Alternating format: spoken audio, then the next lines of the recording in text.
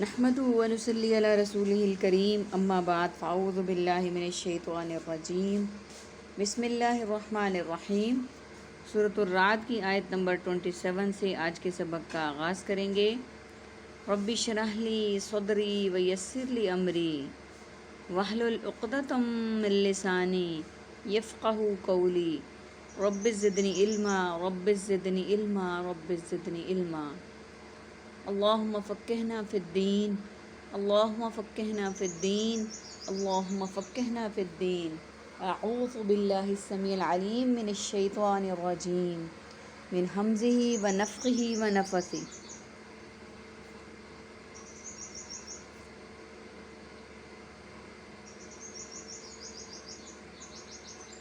وَيَقُولُ الَّذِينَ كَفَرُوا، اور کہتے ہیں وہ لوگ جنہوں نے کفر کیا سب نے، لولا کیوں نہیں، انزل اتاری گئی، علیہ اس پر، آیاتن کوئی نشانی، من ربہ اس کے رب کی طرف سے، قل کہہ دیجئے، ان اللہ بے شک اللہ، یضل گمراہ کرتا ہے، من یشاء جسے وہ چاہتا ہے، ویہدی اور وہ ہدایت دیتا ہے، من یشاء جسے، الیہ اپنی طرف، من آناب اسے جو رجوع کرے، الذین وہ لوگ جو آمنوا سب ایمان لائے، وتطمئن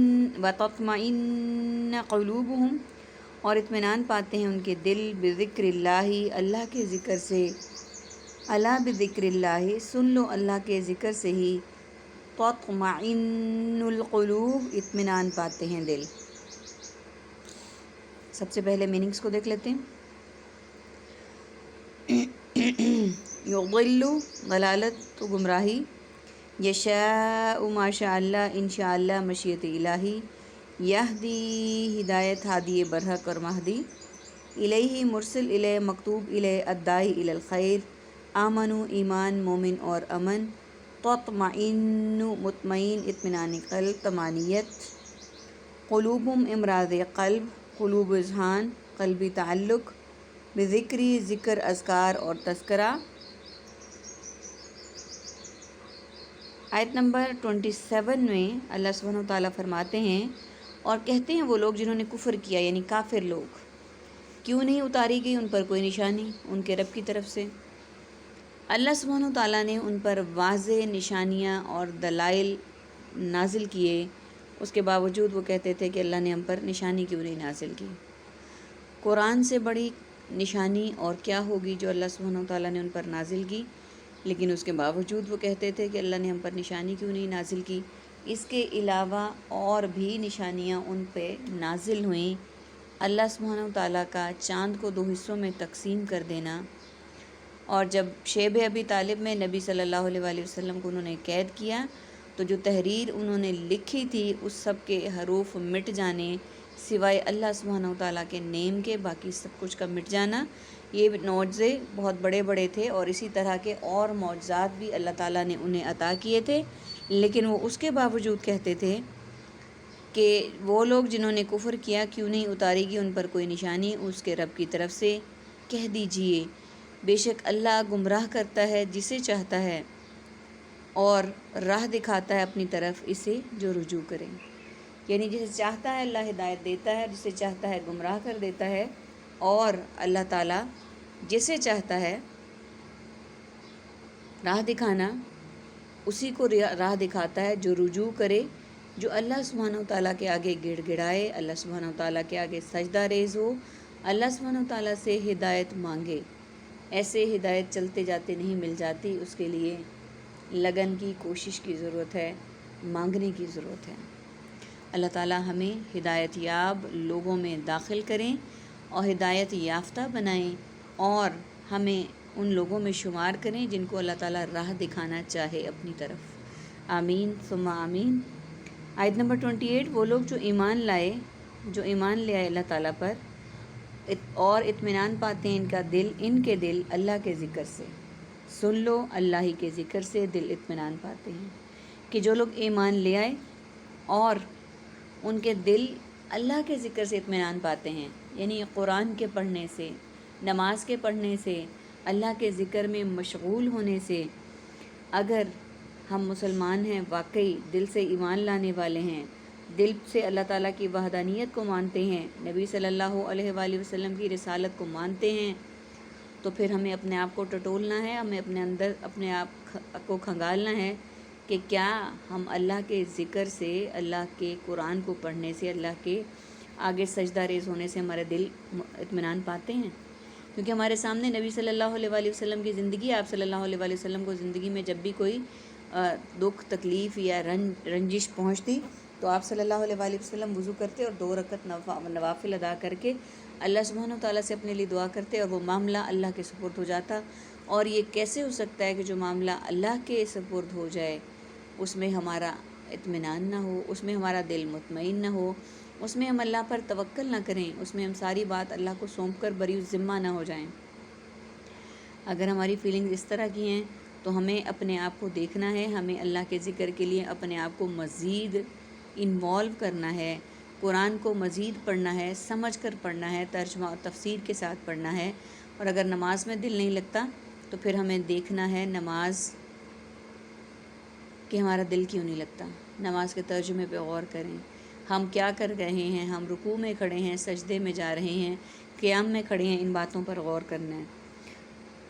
اور جب ہم ان باتوں پر قابو پا لیں گے تو واقعی دل اللہ کے ذکر سے ہی سکون پاتا ہے، مطمئن ہوتا ہے، ٹھہر جاتا ہے۔ اللہ تعالی ہمارے دلوں کو بھی ان دلوں میں شامل کریں، تطمئن قلوبہم بذکر اللہ والے شمار ہو جائیں وہ۔ آمین ثم آمین۔ آیت نمبر 29، الذین آمنوا، وہ لوگ جو سب ایمان لائے، وعملوا الصالحات، اور انہوں نے نیک عمل کیے، طوبی، خوشحالی ہے، لہم، ان کے لیے، وحسن مآب، اور اچھا ٹھکانہ ہے۔ کہ جو لوگ ایمان بھی لے آئے، نیک عمل بھی کیے، ان کے لیے خوشحالی ہے اور اچھا ٹھکانہ ہے۔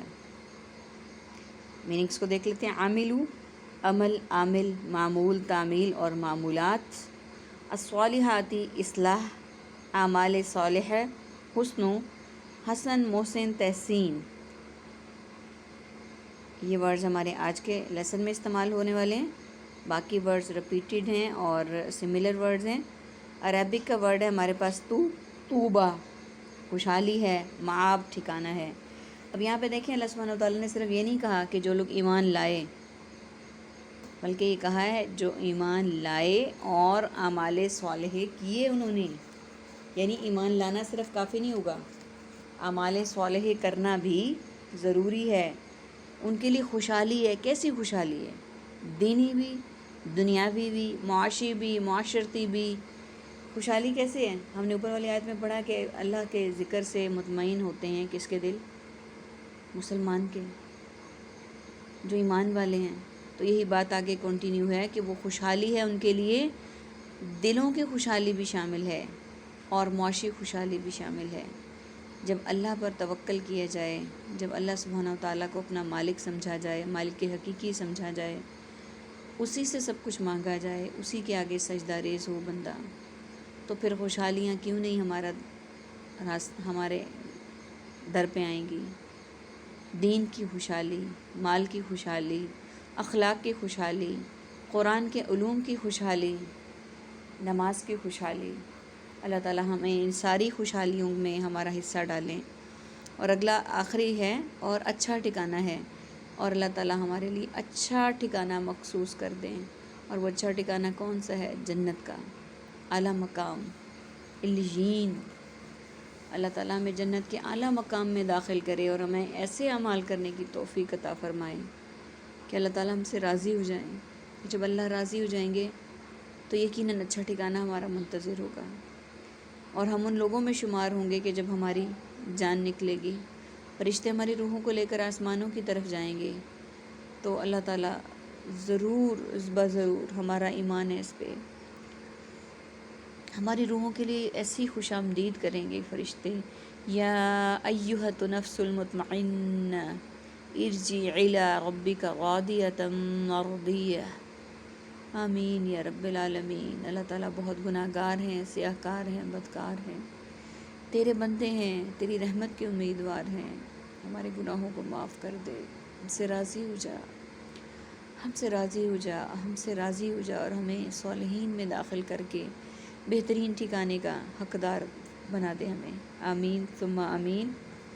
وآخر دعوانا ان الحمد للہ رب العالمین۔ سبحانک اللہم و بحمدک، نشہد ان لا الہ الا انت، نستغفرک و نتوب الیک۔ السلام علیکم ورحمۃ اللہ وبرکاتہ۔